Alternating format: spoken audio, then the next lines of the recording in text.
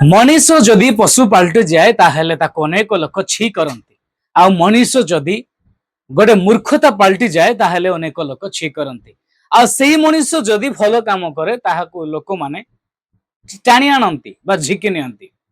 तो आज आपण मानक एमिति एक दासंक विषय कहबी एमिति एक व्यक्ति विषय कहबी जे आपण मानक से व्यक्ति को देखिला परे ना से मूर्ख ना ज्ञानी ना पागल आपण माने निश्चिंत भाव में वीडियो देखिला परे ही जानी परिबे।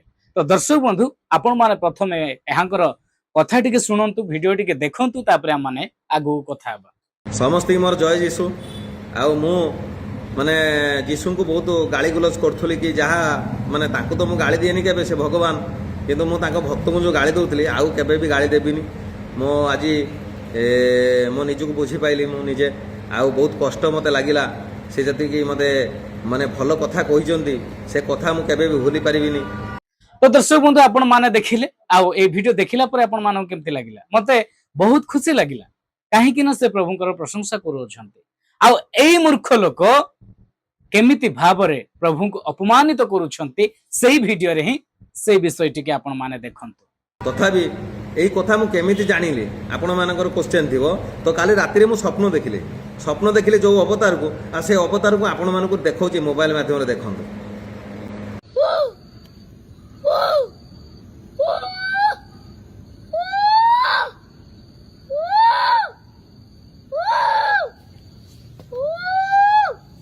आपण माने तो देखिले जीशु को अवतार ताको बाल्य अवतार तो बाल्य अवतार रे जीशु से डाकुचंती जंगल भितर को आ से भाषा रे जो डाकुचंती से भाषा बुझी पारु ना किंतु जे ओरिजिनल ताको भक्त होइतो से बुझी पारिबो। दया करी जो माने पाळभूत हालालिया अछ से माने आसी कि तुम जीशु को जल्दी नहीं कि गाधे पादे ताको भलो वस्त्र पिंधे कि ठीक हालालिया करी कि गांडर ठुसी दियो रे सळा। देखिले दर्शक बंधु जे एठी से प्रभु को केमिति अपमानित करूछंती। तो आपण माने कहंतु गोटे मनीष ईश्वर को एते मात्रा रे अपमान करिबा केते दूर ठीक। जदि आमे सेही परि अपमानित करिबा तेबे कोन अवस्था हबो आपण माने निश्चित भाव रे कमेंट माध्यम रे कहंतु। एबे जदि आमे 10 जन को भी मानुचु ना जदि जनक मध्य रे आमे 10 जन को भी जदि आमे श्रेष्ठ मानुचु ताहले सी आम पई बहुत इंपोर्टेंट मनीष। तो समग्र देश ईश्वर को मानु अछि से प्रभु जीशु ख्रीस्ट आंभ मानकर पाप पाई से क्रूसार्पित हेले आंभ मानकर पाप पाई से हत हेले एवं 3 दिन परे पुणी उठिले एवं ए जगत रे गोटे जीवन रूप मुकुट जीवन आमान को जेपरी गोटे पापी लोक उद्धार हो पारिबो पापरु गोटे अधार्मिक लोक गोटे दुष्ट लोक कोपरी मन परिवर्तन करिवो ए जगत रे से शांति रे जीवन यापन करिवो सेही विषय सेही वाक्य कहउथिबा परमेश्वर को ए मूर्ख माने एमिति अपमानित करूछंती। तो मु आपण मानको कहिया पय चाहे आज आईन अछि सब अछि किंतु एमानंक पय एक्शन नेबा पय केही भी आगो को जाउ नाहंती काहे कि जाउ नाहंती ना क्रिश्चियन लोक माने प्रार्थना करंती जे एपरि लोक नष्ट रे न पड़ंतु। क्रिश्चियन लोक प्रार्थना करंती जे एपरि लोक कोनोसी नष्ट न हुअंतु कोनोसी खराब न हुअंतु एई माने परिवर्तन हुअंतु एई मानंको देई अनेक लोक परिवर्तन हेबे ताहा क्रिश्चियन लोक माने विश्वास करंती एवं सेई माने कोनोसी प्रकार रे मध्य एक्शन नियंती नाही।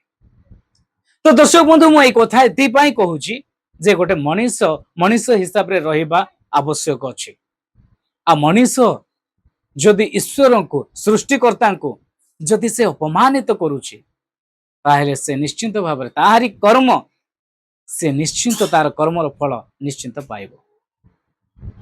खाली ये नुहे आज अनेक लोक ख्रीष्ट धर्म को प्रभु जीशु को अपमान करी करी आसुछंती एवं से माने सेमति ही कष्ट पाई पाई आसुछंती कार चैनल उड़ी जाउची किए तो जेल को जाउछंती किए केते प्रकार असुविधा रे पडुछंती आपण माने ताहा जानि पाउछंती देखुछंती मध्य आ आपण मानको बा मु कोन अधिक कहिबी किंतु एमाने थरे चिंता करि पारु नांती जे सत्य होउछंती प्रभु जीशु ख्रीष्ट।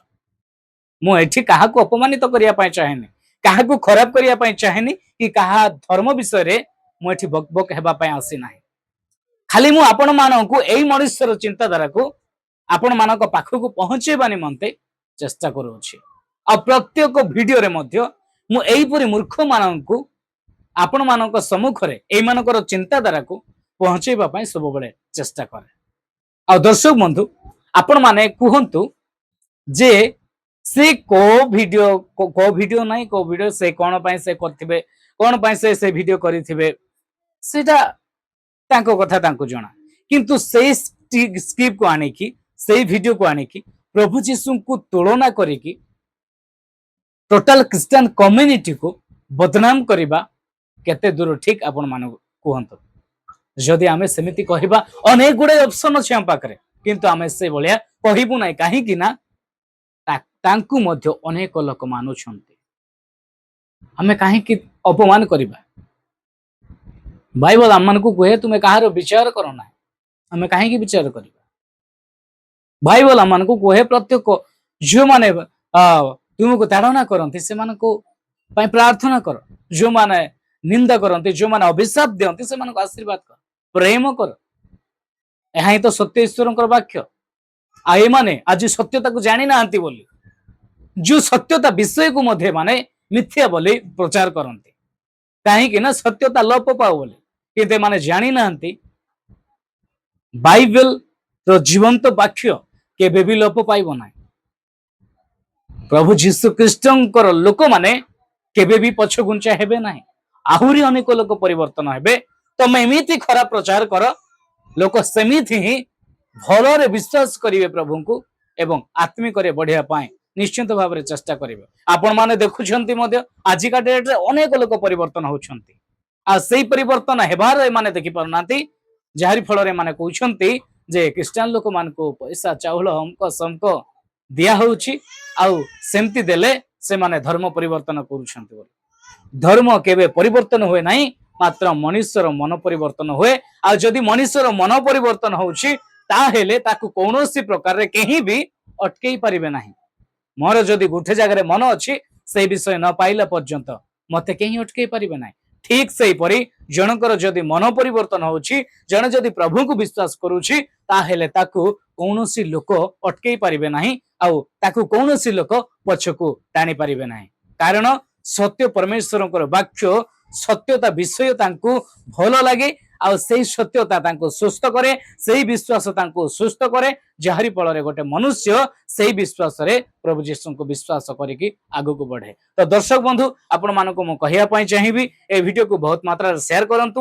ଏଇ ମଣିଷର ଚିନ୍ତାଧାରାକୁ ଆପଣ ମାନେ ମତେ କମେଣ୍ଟ ମାଧ୍ୟମରେ କୁହନ୍ତୁ ଏବଂ ଆପଣ ମାନଙ୍କୁ ମୁଁ ରିକ୍ୱେଷ୍ଟ କରିବି এই ଭିଡିଓକୁ ବହୁତ ମାତ୍ରାରେ ସେୟାର କରନ୍ତୁ ଆଉ ନିଶ୍ଚିତ ଭାବରେ ସପୋର୍ଟ କରନ୍ତୁ। ରହିଲି ଆପଣ ମାନଙ୍କୁ ପ୍ରତ୍ୟେକଙ୍କୁ ପ୍ରେଜ ଦ ଲର୍ଡ। ଆଗକୁ ଏମିତି ଭିଡିଓ ଦେଖିବା ପାଇଁ ମୋ ଚ୍ୟାନେଲକୁ ସବସ୍କ୍ରାଇବ କରନ୍ତୁ। ଧନ୍ୟବାଦ।